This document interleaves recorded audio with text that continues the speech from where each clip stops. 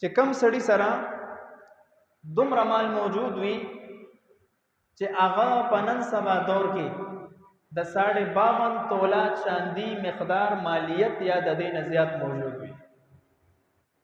52 تولا چاندي مقدار مالیت یا د دې نه زیات موجود وي، نو د باندې قرباني واجب ده. او دا مال د سوي چې د ضرورت نه زیات وي، د قرضونو نه زیات وي، د باندې د چا حق نشتا، قرضونه به نشتا، یا د خور د مور حق به نشتا، بالکل دا مال د هر چیز نه زیات پروت دی. دې باندې کال تیرې درم شرط نه دی. د اختر بدغه 3 ورځو کې لسمه ذل حجه، 11 ذل حجه او 12 ذل حجه، دا 3 ورځې د اختر. کو یو انسان د خدای تعالی فقیر دی، خو لیکن بده 3 ورځو کې دل دومره مال رالو چې دا مالدار شو، صاحب نصاب شو، نو د باندې قرباني واجب ده. دې د پر کال تیرېدل ضروری نه دي چې ما سره اول کې پیسې نه وي اوس را لحاظه نه، بده 3 ورځو کې ته مالدار شوې قرباني وکې خامخ. قرباني ته نکړه ګناهګاری. دلته بعض خلک یو عجیبه غونډه شیطانی وسوسه پیش کړي، وې د سکار وګو چې قرباني کو کنه نو د قرباني په ځای باندې بدا پیسې موږ صدقه کو، فقیرانو ته به ورکو، ای په ځان له کپڑے واخلي، ځان نو په ضرورت پوره کی. نه دا څنګه دی. د قرباني په ورځ باندې د قرباني نه افضل ترين عمل په مخ د ځمکه باندې نشته. ولته د انبیانو نه زیات مخلص، ته د صحابو نه زیات مخلص چې په دې ورځ باندې غي قرباني کړي دا.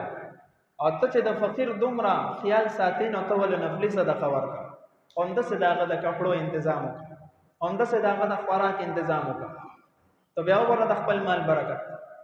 خو د قرباني چې کم نصاب دی پاغه کې قرباني کول په انسان باندې واجب دي. نفلی صدقه سره ستا ذمن نه فارغيږي. اوس بدی نصاب کې کم شیزونه داخل دي.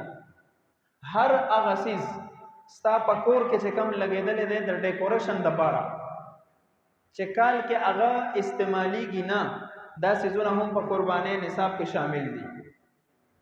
مثلا موږ د څه خپل لوخي راوړي دي چې موږ استعمالو نه، زینت د پاره لګیدل دي، دا د ضرورت نه زیات چیز دی، دا په نصاب کې شاملېږي.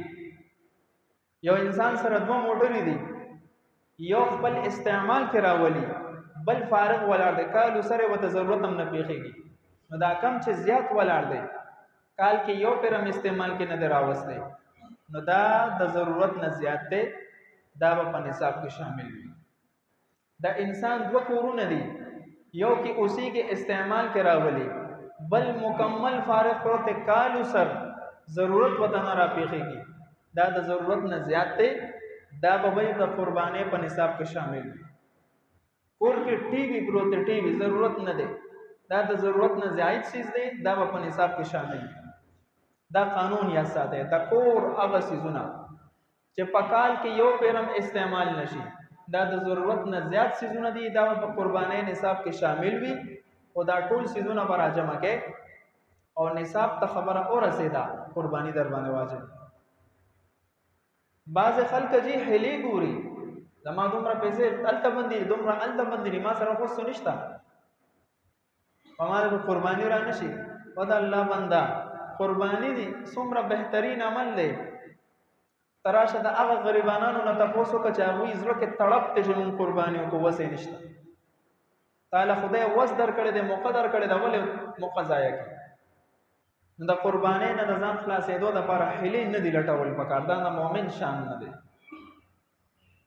علامه شاملی کلی دی کو یو انسان سره سلور جوړی دي، سلور 3 ضرورت کې داخلي دي، خو سلورم سوټ دا داسې قیمتي سوټ دی او چرته ته هغه خرڅ کی هغه مال نصاب ته رسیدو نو ته باندې قرباني واجب ده. اندازه لګاوه سلورم سوټ کو چرته یو انسان دی 15 شپږ اته سوټونه دي خو استعمال کې دي، نو دا د ضرورت دی. ما دا تول چې پکال کې یو پیرم نه استعمالېږي، دا به نصاب کې شامل وي. دویمه خبره دا ده د قرباني شرایطو کې چې مسلمان به کافر باندې قرباني نشته، بل مقیم به مقیم په خپل کلی په خپل وطن به مسافر باندې قرباني نشته. کو یو مسافر قرباني په نیت باندې ساروي واخلي نو دا د نه حسابېږي، دا به نفلي صدقې نفلي د باندې قرباني شرعاً نشته. دکشان موسر مالدار وای وضاحت مې درته وکړو فی یوم الاضحى قرباني وکړه کوي په دغه درې ورځې د اخترو کې، او په دې ورځو کې قرباني ونه کړه په څلورم ورځ کې نو دا به قرباني نه حسابېږي، دا به نفلي صدقه حسابېږي. دویم دا چې ساروی وایي څه د قرباني وایي څه ته علما فرمایي الاضحیه اسم لحیوان مخصوص، دا قربانی دا د یو مخصوص حیوان نوم دی. کم قسم حیوانات چې الله جایز کړی دي هغه باندې قربانی